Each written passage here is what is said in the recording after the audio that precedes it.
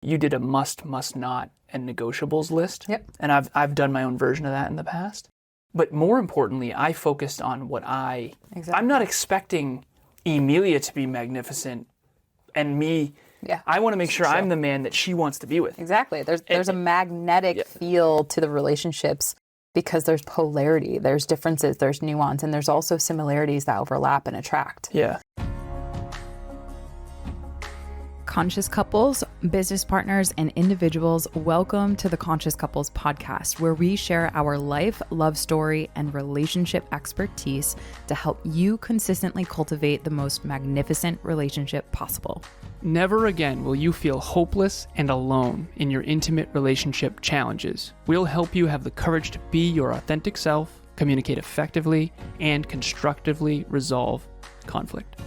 Having accumulated thousands of hours coaching, speaking, podcasting, and hosting live events with conscious couples all over the world, Alan and I are here to guide you in all things relationships. Thank you again for tuning into the one place where it's not about you or me, it's about the we.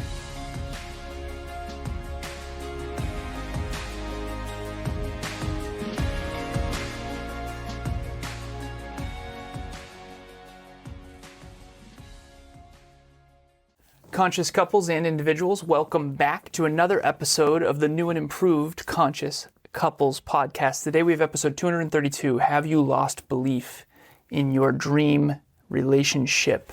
As you can see, we have a new upgraded logo. If you're on YouTube, grow together, not apart. Before we jump into this episode, I want to remind everyone why we are here: to improve your intimate relationship from the inside out. Sweetheart, belief in your dream relationship, what is your intention for today's episode?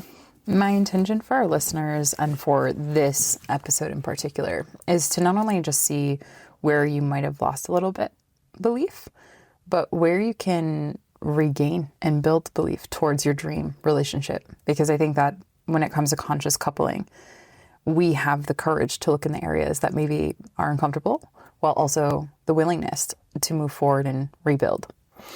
So we each come with one discussion question each, but you also have someone recently who has struggled to believe in their dream relationship. Yeah. And you said that they've been through 3 different failed quote unquote relationships and they're having trouble believing in their relationship. Do you want to start there? Yeah. So, this is something that I hear often, and it's around kind of the topic of self-doubt, and self-doubt is very much close to the loss of belief, really. And so this client has had 3 marriages, from my understanding, or 3 different relationships. And to use their words, it feels silly to think that if I were to go put myself out there again, it would be any different. And when I heard that, not only this person's sentiment, it makes me so sad because it's, number one, I get it. I get that there's maybe a part of you that recognizes the track history, right? All ends in failure, failure, failure. Why would I felt that way before you. Right. Why would you ever believe in this, quote unquote, things will be different? And even thinking that that's a possibility might feel silly in your nervous system after years and decades, experiences like this where it's kind of just not gone the way in which you wanted to. Yeah. However, I think that it's really important to recognize that it's not a silly or stupid thing if you have a willingness to change, to evolve, and to couple with someone very consciously and differently. And I think that it's ironic because the people who lose doubt in themselves, they are usually the ones that are showing up, getting coaching, getting help, getting support, and sometimes fear overpowers them to even remotely go near the thought of what a dream relationship could be. One of the things that I think has been really, I don't know if sad is the right word, but yeah, probably sad to realize is, so my first relationship was when I was 16 and a half. My first serious-ish relationship was when I was 16 and a half. Mm-hmm. And I was a junior in high school and she was a sophomore in high school. Mm-hmm.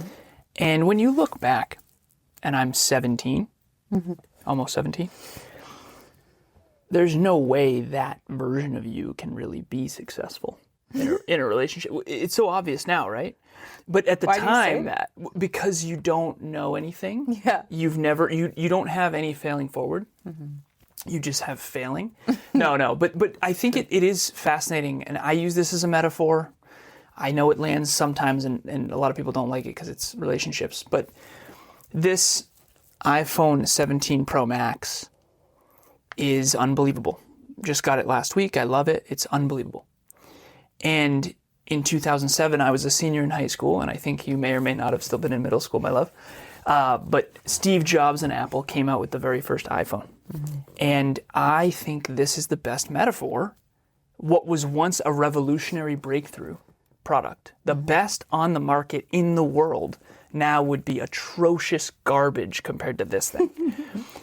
Why? Because this thing got innovated and improved over and over and over again. This is Based 17 iterations based on failures and innovation and hey, how do we make the camera better? Right. And the same is true. So this client of yours, he's judging his future based on the past.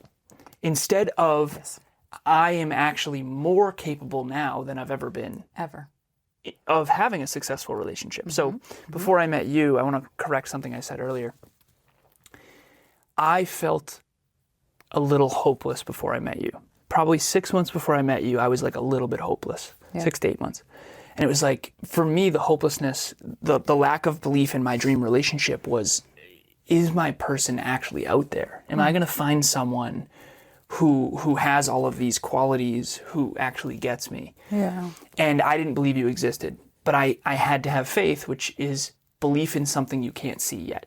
And fortunately I did. But I remember I had a conversation with my business partner at the time, Kevin. He said, it makes sense that you don't have confidence. He said, first of all, I've never seen you not confident. What the hell is this? I was like, I know, it's the worst.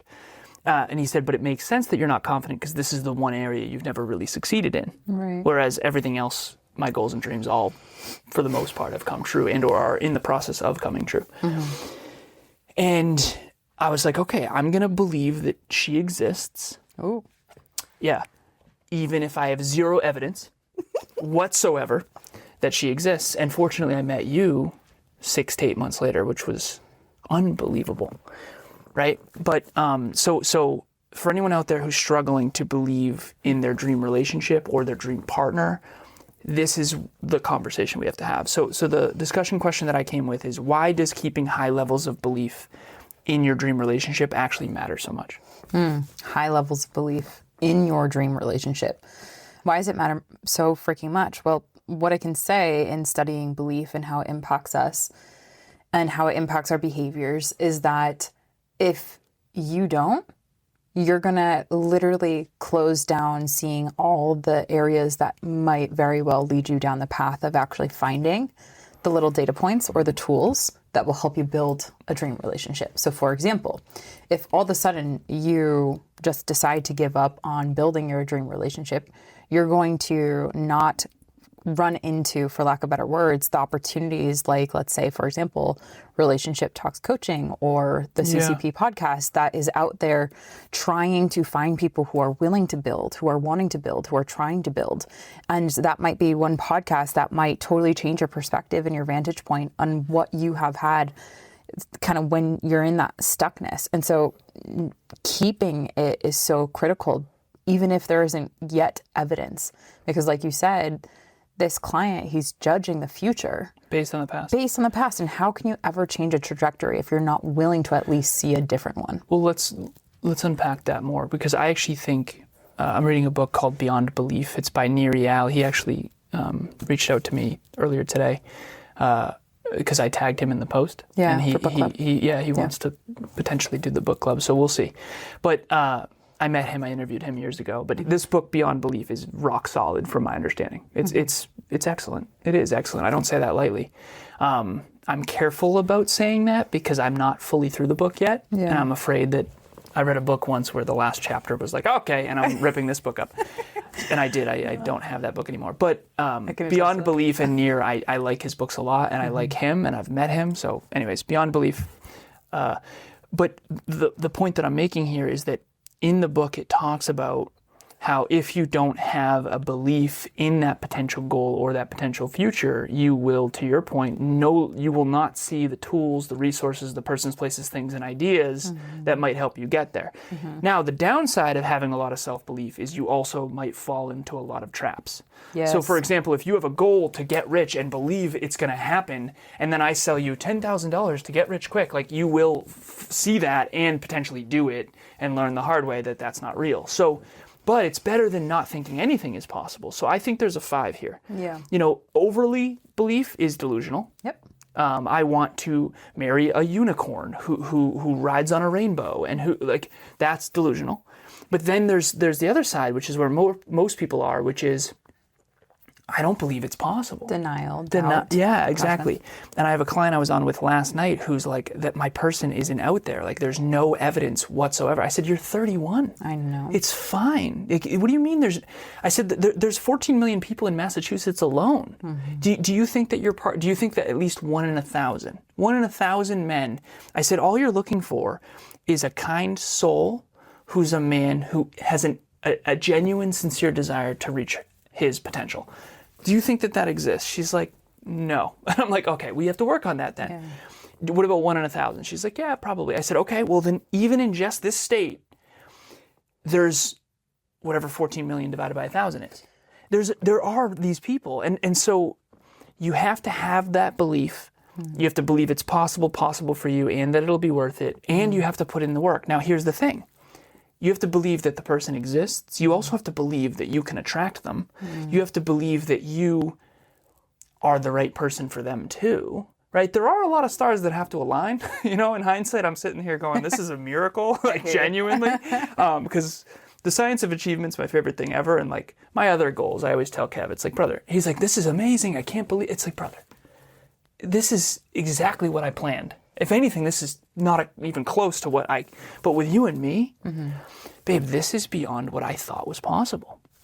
And this is the only thing I can say where that's the case, because in all my other goals and dreams, it's like, yep, that's exactly what I planned on. And if anything, it's taking longer than I thought. Whereas with you, love, it's very much beyond what I actually believed at one point was even possible. And so I had to believe in something that I had no evidence to.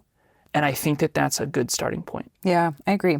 I have this little 3-tiered elements: see, activate, flourish. You and I talked about flourishing and what's required. And as you just were sharing some things that I want to name is, so the belief, even though you have no evidence, that's the seeing. That's not just seeing with your eyes. Did you believe that before meeting me? Yeah. Yeah, I did. And you wrote down, you have a notebook with all the character traits of the man you wanted. Yeah.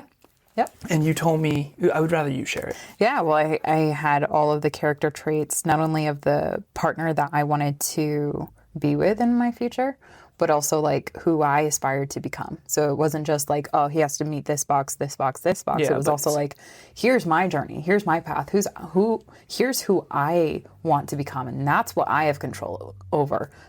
This quote unquote standards list was more so for making sure that it was clear in my head when it meaning the person would come across my path, that I wouldn't miss it. Yeah, exactly. Because that's my responsibility to notice. And that's the seeing, even though you don't have belief or experience in that yet. But you did have belief. The belief that I built was based off of my experience, the failed experience, and what I was willing to do to make sure that I was there. So that seeing element, though, there's little elements on those checklists that... Did you have any evidence that a man like me existed prior to that? Evidence in the physical world? No. Okay. So you had to have faith. Yep. Okay. Yeah. And you make an important point there too that I want to bring up, which is I also had, you did a must not, and negotiables list. Yep. And I've done my own version of that in the past. But more importantly, I focused on what Exactly. I'm not expecting Emilia to be magnificent and me. Yeah. I want to make sure I'm the man that she wants to be with. Exactly. There's a magnetic feel to the relationships because there's polarity, there's differences, there's nuance, and there's also similarities that overlap and attract. Yeah. So if I value humility and work ethic, and big goals and dreams, I need to embody those first, because my partner, if I want them to have big goals and dreams, great work ethic and humility, then they value that too. Values attract. My approach was very much, how can I make sure that I am the clearest version of myself? I am the truest version of myself. Yeah. And trusting that that's going to be the lighthouse for the person that is meant to be with me, because they're doing that on the same accord. Yeah. Agreed. And I had no physical evidence that that was going to be the case. It wasn't like I had met you before and just totally didn't cross paths, or we crossed paths and I was like, To our awareness, we never did love until. But it was my job to clear what was crystal clear inside of me, to make sure that I could open up the path for you to come to me and for you to find me. Yeah. And I don't find, kind of back to this belief and activation and flourishing, I feel like so many people, and we hear so many people give up on that work before. And there's this expectation that their dream partner should just walk right in. And so my question is, what is the ripple effect of lost belief in your dream relationship? So if you do have, we call it the doom loop and the success loop in my coaching. The doom loop is I believe less in it, so I invest less in it, which then makes it less likely. And then when it's less likely, I believe in it even less, and then I invest in it even less. And that's the doom loop that you can use for pretty much anything in the universe, from my understanding. So the success loop is, I know that my past has been hard, and I know there's very little to no evidence that the past, that my dream relationship is possible, and I'm the best version I've ever been. So I'm going to believe in my dreams, even though I don't have a ton of evidence yet. Therefore, I'm going to invest in myself, my growth, and trying to attract that person and or pursue that person, or both. And or change behavior, mindset, behaviors, etc. And then that makes it more likely. And then I'm going to keep my head out of my ass when I notice it, right? Exactly. Keep my eyes open, or my head out of my ass, either one. And then that's going to make it more likely, and then I'm going to believe in it even more. So it's believe less, invest less, become less. That's the doom loop. Believe more, invest more, become more.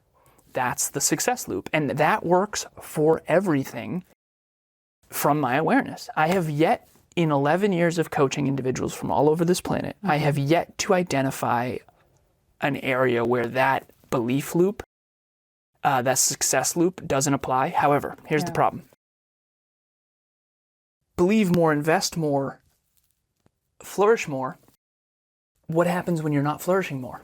Do you still believe? And that's when people fall over to the doom loop. And this is the thing, because people don't level set their expectations when it comes to what it takes to build, and how it's like, I was talking with another client, the delay, and I put it in business terms of like time to delivery, meaning when you make a product, when does it actually show up on someone's front porch, for lack of better words? And for babies, it's 9 months. I'm joking. Fair. But for relationships and in this, I think people have a very immature perspective on when you believe more and then you invest more. That's quick. You exchange money really quick. But the skill that has to develop in order to increase probability, that takes way much more time, because it's far more. And that's why I love gardening as the ultimate analogy, because you plant a seed, you have to water the seed. There's an and water it again, period. and water it again, and water it again to like no almost evidence. Years. With no evidence. Depending on the plant, right? Yeah. Well, the bamboo is a good no evidence. And then all of a sudden you see a sprout. Like, I planted wildflowers a couple of days ago, and I literally freaked out on watering them today. Just dirt, ugly, beautiful dirt. And it's like, seedlings. It's like my expectations were heightened or changed in that moment, because I thought that it would take much longer for anything even to break the surface. When it comes to building a dream relationship, I think, if nothing from this episode, checking our expectations on that loop to flourish. Yeah. Believe in what you want to build and what dream relationship you want. Invest like crazy, because the more you invest, the quicker that time goes down. But be mindful and discerning. Yeah. And when you say invest like crazy, you mean don't do the quick fix stuff. Yeah. Make sure that it's skill dependent. Meaning, Yeah. if let's Don't say buy the Wonder Mop. No, let's say, for example, someone's like, okay, I want to invest in RTC. It's going to require you to develop skill. It's not going to require you not to do anything and sit on the couch with your feet up. Real quick.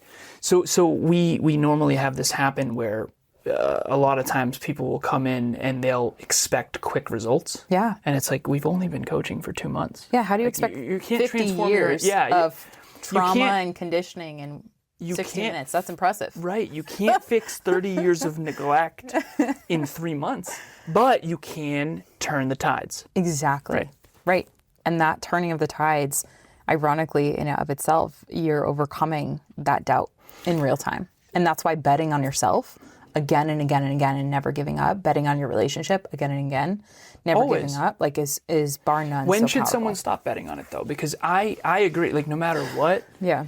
I know, and this is one of the things you can't explain because I know you're my person and I know you know that. Mm-hmm. In the past, I remember being like, it's you funny, don't know right? that because you don't have evidence that supports that belief. But babe, like with you, I never doubted it. That's so this, it's easy to believe when you already know it. So You're that's never going to doubt something that comes into your vortex that has already done the work to bust those doubts even before you engage. So it's a whole thing. But real quick, we got to flip the script here for a second. I need to talk about the alternative here. We got to go on the. My new goal in life is to be the least full of shit person on earth. Oh. Nice, right? So we have to flip the coin. When does someone know not to keep investing? Because we're not saying to believe in a crappy relationship Not and at all. overly invest in a crappy relationship. Because when is it time to cut and say, you know what? Because if anything, I overly invested in the past, babe. Yeah, I hear that. I have a past relationship that I invested years of my life into that I should not. I was trying to stay in the success loop. I should have been like, nope, can this thing. And I know some people are out there too. So like, how do you know? Because I don't want delusion Neither do I. to drive. I want accurate thinking and real belief, tangible belief to drive. So how does someone know the difference between faith in something you can't see yet, keep watering it even though it's beneath the dirt, versus like, hey, we should stop watering this. This is actually a rock, not an acorn.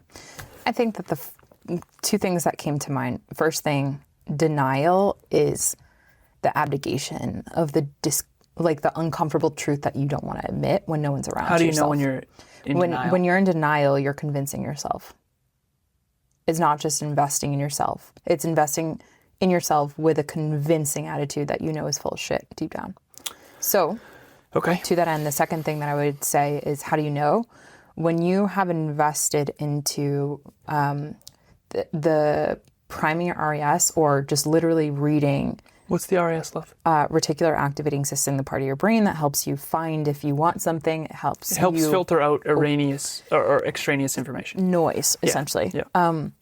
But if you just simply read anything on abusive relationships, specifically emotional abuse, you will see differently that which has been in front of you, aka the signs of behavior change. So that's when you think. So to clarify, you agree, stop investing if the relationship is abusive, and go educate yourself about what that looks I don't like. say if it's abusive. Go into And educating yourself. Yeah.